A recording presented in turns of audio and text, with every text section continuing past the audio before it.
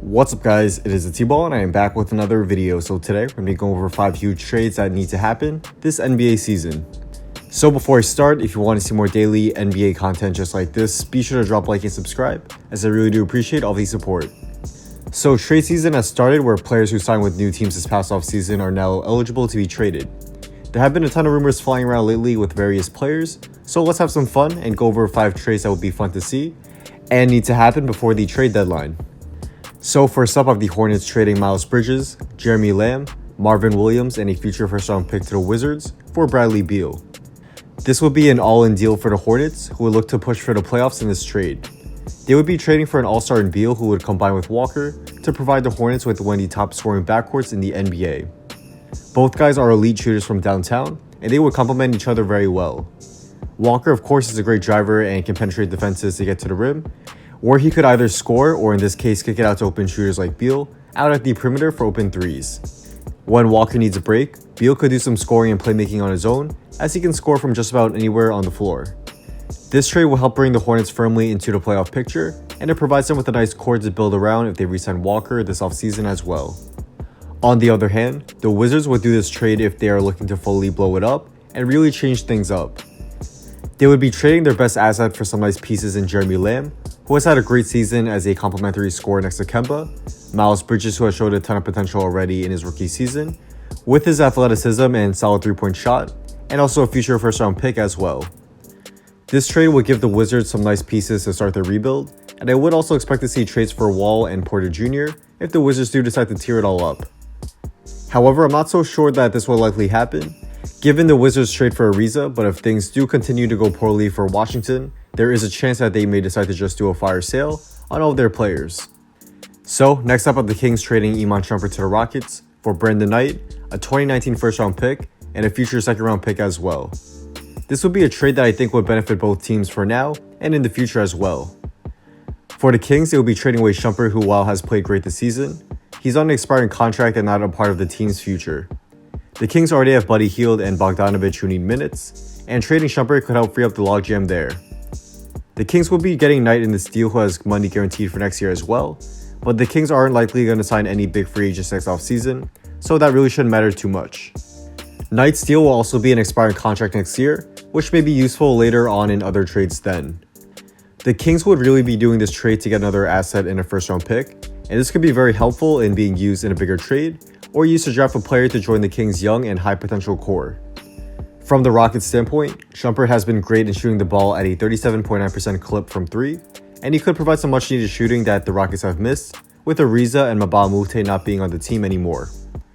Also, while Shumpert isn't the same lockdown perimeter defender he once was, he is still a solid defender who hustles on every play, and that intensity on D is something that the Rockets really do need.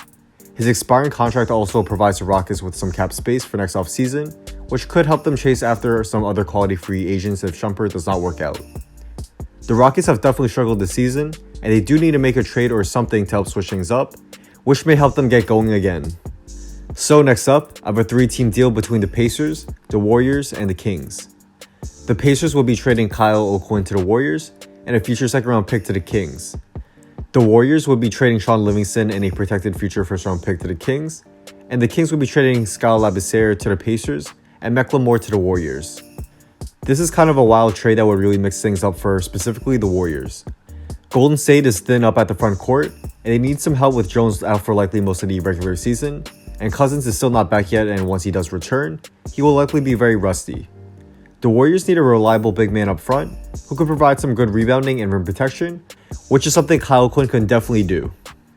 O'Quinn hasn't seen many minutes this season with Miles Turner and Domantas Sabonis taking up all the center minutes for the Pacers, but O'Quinn has been great when he has played and with the Knicks last season as well. O'Quinn would be a great fill-in starter at center who can provide the Warriors with a rim protector, who does the dirty work and can also step outside and shoot some jumpers as well. They would also be getting a player who may potentially get some minutes in the Warriors rotation with Ben Macklemore, and he's been a decent three-point shooter throughout his career. Shaun Livingston has not been impressive at all this season for Golden State, and the Warriors would also be getting out of his $2 million guaranteed salary for next season as well. The Pacers would do this deal to trade O'Quinn, who hasn't been of much use this season, for a promising player in Labissière, who has showed the potential to be a dynamic scorer at the power forward position just a few seasons ago. He's not been in the rotation for the Kings recently, and with Thaddeus Young heading into free agency this offseason, the Pacers should be looking for potential replacements if Young commands a contract that is too expensive for the team. The Kings would do this trade as they already have enough players playing the 4 with Bjelica, Bagley, and Giles, and it doesn't look like there's room for Labissiere on the team anymore. They should try to trade him instead of eventually letting him go for nothing, and taking on a bit of salary with Livingston in his trade, along with getting rid of Scal, is a very fair price for getting a future first round pick and second round pick. These pieces should help continue to build the Kings' talented core, and I think this will be a great trade for them as well. Next up, I have the Rockets trading Brandon Knight and a protected 2019 first round pick to the Hawks for Kent Bazemore. So if the Rockets would rather have a more dynamic scoring option than Shumpert, but with a guaranteed salary for next year, they could take a look at Bazemore. Bazemore has played well for the Hawks this season, doing some scoring and playmaking for the struggling team, and he's also been playing some solid defense, averaging 1.8 steals per game. His efficiency has taken a hit, as it seems that he has a scoring role that is just too big for him. On the Rockets, he will be more of a catch-and-shoot player out of the perimeter and a guy who gets easy buckets on cuts, and I think playing next to Harden and Paul should increase his efficiency. Bazemore will be a great 3-and-D guy off the bench, and he would provide some energy for a weak Rockets bench. The Hawks would do this trade to get an asset to help the rebuild, and if the Rockets continue to play mediocre basketball even with Bazemore, the pick may fall somewhere in the late teens where there would still be a lot of talent to choose from. And before we get into the final trade, if you want to see any NBA games live, you should definitely use SeatGeek, who is the sponsor of today's video. SeatGeek is a ticket app that takes the confusion out of buying tickets, and using the app you can see which ticket is a good deal which has a green dot, or a bad deal which has a red dot for any sporting event or concert. It's an easy to navigate app, and it's a must-have for anyone who's interested in attending an event. Use my discount code THETBALL to get $20 off your first purchase when you first sign up for an account, and I'll also leave a link to the site where you can sign up, or you can also download the app on your phone as well, and use my code to get the discount there. So finally, I have the Cavs trading Rodney Hood, Ante Zizic, and a future second round pick to the Sixers for Markelle Fultz. This would be an all-in move for the Sixers where they will be giving up on their former first overall pick in Fultz and trying to win now by gaining some pieces that would help bolster their bench for this season. Hood would be a solid shooter to have off their bench who can also create his own shot at times as well, and he would be the new Marco Bellinelli for Philly. Hood would help space the floor for the Sixers, which is something they really need when they play non-shooters like Simmons on the court. The Sixers would also be getting a decent third-string center in Zizic, and a future second-round pick, which is a small asset they could put into their treasure trove. For the Cavaliers, they would be buying low on Fultz, which would be a smart move, as Fultz still has the potential to become a very good scorer and playmaker in this league if he gets everything together. A backcourt of Sexton and Fultz would be very young and athletic, and they could become a very dangerous duo if they both reach their potentials. Also, Cleveland wouldn't be giving up too much in this trade at all, as Hood was likely gone anyways as he didn't agree to a long-term deal with the Cavs this past offseason, and Zizic and a future second-round pick are definitely expendable. This would be a low-risk move for the Cavs that could pay big dividends if Fultz gets everything together, which is definitely possible given that Fultz is still only 20 years old and is in his second year in the NBA. Playing with the Cavs would give Fultz a low-pressure environment where he would be given the time and opportunity to develop, and I think this would be a great landing spot for him. I think him and Sexton could play well off each other, and I really hope Fultz gets traded for his own sake, as I think he really does need a change of scenery to ever reach his potential. So, that's a wrap. Thanks guys for watching. If you guys did enjoy this video and want to see more daily NBA content just like this, be sure to drop a like and subscribe, and also be sure to turn on post notifications so you can stay updated on when my newest video will be coming out.